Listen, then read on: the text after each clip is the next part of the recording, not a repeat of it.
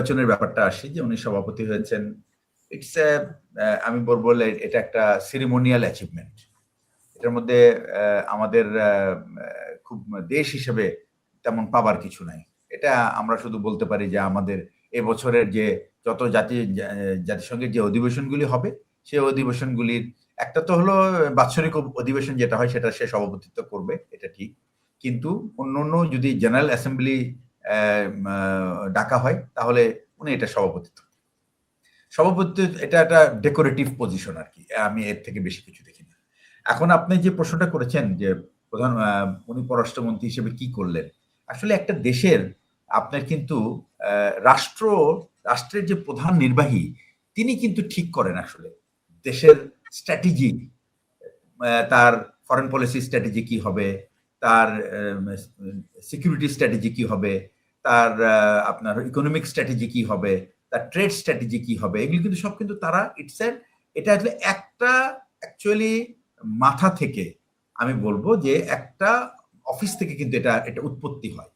এবং এটা কি সে একজনের কাজ না, একজনের কাজ না, এটা একটা সম্মিলিত প্রয়াস।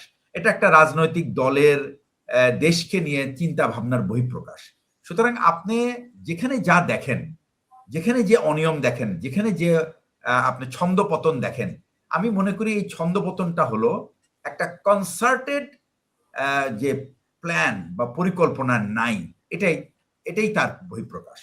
এই যে আপনি যে পয়েন্টগুলি তুললেন যে ভারতের কেন আমরা হাদির হত্যাকারীর তার নাম আমরা কেন পেলাম না, তাকে কেন আমরা চাইলাম না, তো আমরা হাসিনাকে কেন চাচ্ছি না, আওয়ামী লীগ কেন আপনার হচ্ছে যে কি বলে মিছিল করছে, আমার স্বরাষ্ট্রমন্ত্রী কেন এই করছে তো ওই করছে, এই যে আপনি যা দেখছেন, যত আপনার ডিসলোকেশন দেখেন, এই ডিসলোকেশন কিন্তু সব এগুলি কিন্তু সব ওই একটা যে আমাদের একটা একটা আমি বলবো যে সুপরিকল্পিত কোনো কৌশল নাই, রাষ্ট্রীয় কৌশল যেটা বলে, যার জন্য আপনার এই যে গত আমরা 2-3 মাস আগেও দেখলাম যে ঘন্টার পর ঘন্টা মানুষ আপনার তেলের জন্য লাইন দিয়ে থাকলো।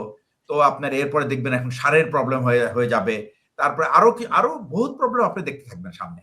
এখন যে আপনি সকল ব্যবসা ক্ষেত্রে আপনি যাকে জিজ্ঞেস করবেন তাকেই বলবে যে না ভাই ব্যবসা বাণিজ্যের অবস্থা খুব খারাপ।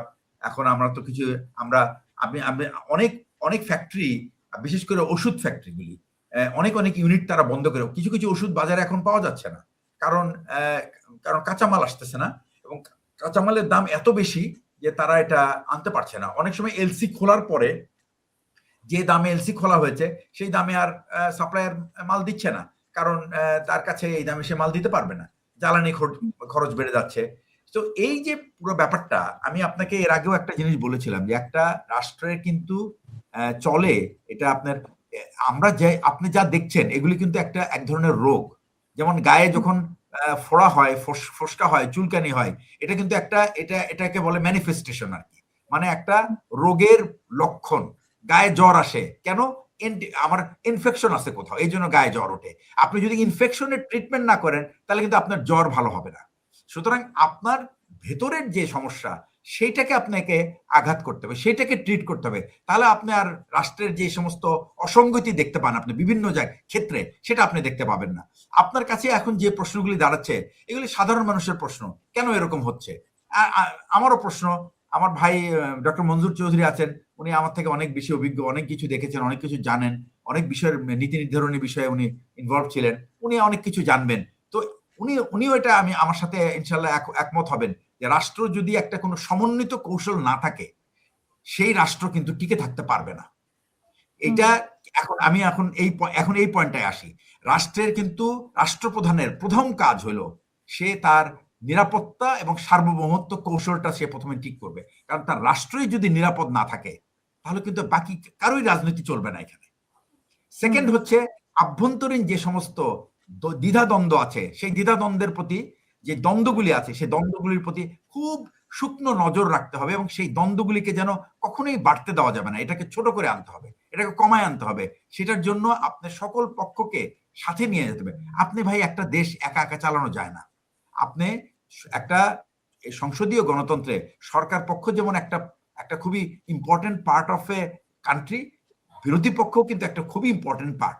তাদের মতামত, তাদের অ্যাডভাইস, তাদেরকে সাথে নেওয়া, এটা কিন্তু একটা এটা এক ধরনের এটাই রাজনৈতিক কৌশল। এটাই কিন্তু এটা কিন্তু কোনো কম্প্রোমাইজ না। আবার এটা এক ধরনের কম্প্রোমাইজও বটে। কিন্তু সেই কম্প্রোমাইজটা কেন? দেশের স্বার্থে, জনস্বার্থে। সুতরাং আপনার ভিতরে যদি সেই পরিকল্পনা না থাকে, তাহলে আপনি এগুলি দেখতে পাবেন, আরো দেখতে পাবেন আপনি। এই জন্য আমি বলবো যে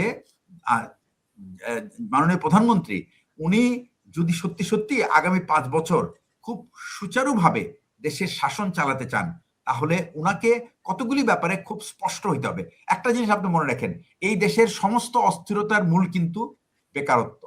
আপনি যদি এই 6.5 কোটি তরুণ সমাজকে যদি আপনি পুরো রাজনৈতিক প্রসেস এবং তাদের যদি জীবিকার মধ্যে তাদেরকে আপনি ইনভলভ না করতে পারেন, তাহলে কিন্তু আপনি এই অস্থিরতা কিন্তু আপনি সব জায়গায় দেখতে পাবেন।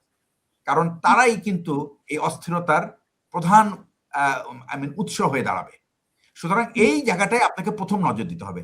আপনি যদি খাদ্যদ্রব্যের দাম যদি আপনি কম কম না রাখতে পারেন, তাহলে কিন্তু আপনি জনসন্তোষ শুরু হবে। আপনি যে রাস্তায় যে বিশৃঙ্খলা দেখেন, এগুলো কিন্তু সবকিছুই কিন্তু এগুলি সব ম্যানিফেস্টেশন। সুতরাং আপনি যদি একটা রাষ্ট্রের যদি একটা সমন্বিত কৌশল থাকে, তাহলে এবং সেই কৌশল যদি সে ঠিক না করতে পারে, আমার আভ্যন্তরীণ নিরাপত্তার কৌশল কি হবে, আমার বিশ্বের সাথে সংযোগের কৌশল কি হবে, আমার নিরাপত্তার অংশ, আমার বহির্বিশ্বের সাথে যে নিরাপত্তার যে কে কে আমার অংশীদার হতে পারে, তাকে আপনি কিভাবে সামাল দিবেন, আপনার যে প্রতিবেশী আছে তাদেরকে কিভাবে সামাল দিবেন, এই সবকিছুই কিন্তু আপনার এর মধ্যে আসতে হবে। সুতরাং এইটা ছাড়া কিন্তু আপনি আপনি আগামীতে আমাদের আসলে এগিয়ে যাওয়ার কোনো পথ নেই। তো আমি বলবো যে আপনি হাদি হত্যার বিষয় একটা আলাদা বিষয় না। আপনার প্রত্যেকটা জায়গায়, এবং সবচেয়ে বড় জিনিস হলো কি, আপনার যারা বক্তব্য দিচ্ছে তাদেরও ভাবতে হবে যে তারা কি বক্তব্য দিচ্ছে এবং তারা কি তাদের নিজের কথা বলছে, না তাদের প্রধানমন্ত্রীর যে দিক নির্দেশনা আছে সেই দিক নির্দেশনার উপর। দিক নির্দেশনা যদি না থাকে, তাহলে প্রত্যেক মন্ত্রী তার নিজের মতো, তার মনের মতো করে সে দিক নির্দেশনা বানিয়ে নেবে। যেমন আপনি প্রশ্ন করলেন, এটা পররাষ্ট্রমন্ত্রী আমাদের কি করলো এতদিন, সে আমাদের জন্য কি অর্জন করলো। পররাষ্ট্রমন্ত্রী কি অর্জন করবে সেটা নির্ভর করবে তার যে নির্বাহী প্রধান সে তাকে কি অ্যাসাইনমেন্ট দিয়েছে সেটার উপর নির্ভর করবে। তার জন্য যদি জাতিসংঘের সভাপতির পদটা প্রায়োরিটি হয়ে থাকে, তাহলে হয়তো উনি বলছেন ঠিক আছে, এটাই আমার প্রায়োরিটি, আমার জন্য উনি এই কাজ করেছেন। এটাতে দেশের কি লাভ হবে উই ডোন্ট নো। আমার মনে হয় না যে দেশ এর মধ্যে থেকে এমন কিছু লাভবান হবে। ব্যক্তি হিসেবে উনি সবার কাছে পরিচিত হবেন, সবাই জানবেন যে উনি জাতিসংঘের সাধারণ অধিবেশনের সভাপতি ছিল, কে বাংলাদেশের খলিলুর রহমান। তারপরে এরপরে আর কিছু নাই, কিন্তু বাংলাদেশের থেকে কিছু পাবে বলে আমার বলে মনে হয় না। সুতরাং আমি মনে করি যে বাংলাদেশ যদি পেতে হয়, বাংলাদেশকে আমি আপনার একটা কথা বলি, আর এই কথাটা আমি আমাকে একটু সুযোগ দিবেন। সেটা হচ্ছে, বাংলাদেশকে কিন্তু একটা দেশের ক্ষমতা শক্তি নির্ভর করে দুইটা জিনিসের উপর, একটা হলো হার্ড পাওয়ার, একটা হলো সফট পাওয়ার। তো হার্ড পাওয়ারটা হলো কি, যেমন আমেরিকানরা অনেক আছে, অস্ত্রপাতি আছে, তাদের নেভাল ফ্রিগেট আছে, তো তাদের এয়ারফোর্স আছে, তাদের আর্মি আছে, ইটস এ হার্ড পাওয়ার। তো যেখানে কেউ তার কথা শোনে না, সে হার্ড পাওয়ার ইউজ করে। সফট পাওয়ার কি, সেটা হলো আপনার হলো ইমেজ, আপনার যে আপনার যে সুকর্ম, সেই সুকর্ম দিয়ে আপনি সারা পৃথিবীর মন জয় করবেন, এবং পৃথিবী আপনাকে একটা সুশাসিত রাষ্ট্র হিসেবে স্বীকৃতি দিবে। সেই সুশাসনের মূলে কি, আপনি একটা মানে বিচার ব্যবস্থা, একটা স্বাধীন বিচার ব্যবস্থা, আপনার মানবাধিকার নিশ্চিত করা, তারপরে আপনার আইনের শাসন নিশ্চিত করা, তারপরে হচ্ছে আপনার কি বলে ফ্রিডম অফ প্রেস, এটা নিশ্চিত করা। তো আপনি যদি এগুলি যদি আপনি না করতেন, এবং সুশাসন মানে কি, আপনি প্রত্যেক স্তরে যে সরকারের যে পরিকল্পনা আছে, সরকারের যে ওয়েলফেয়ার যে প্রজেক্টগুলি আছে, এগুলির বেনিফিট যেন আমরা প্রত্যেকটা মানুষের কাছে পৌঁছায় দিতে পারি, সেই সিস্টেম ডেভেলপ করতে হবে। সেই সিস্টেম যদি ডেভেলপড হয়, আপনাকে কিছু বলার দরকার নেই, সারা বিশ্ব জেনে যাবেন যে আপনি একটা সিস্টেমের রাষ্ট্র, আপনার এখানে সিস্টেম চলে, এখানে কোনো ঘুষ দিয়ে কোনো কাজ করতে হয় না, মানুষকে এক্সট্রা পয়সা দিয়ে কাজ করতে হয় না।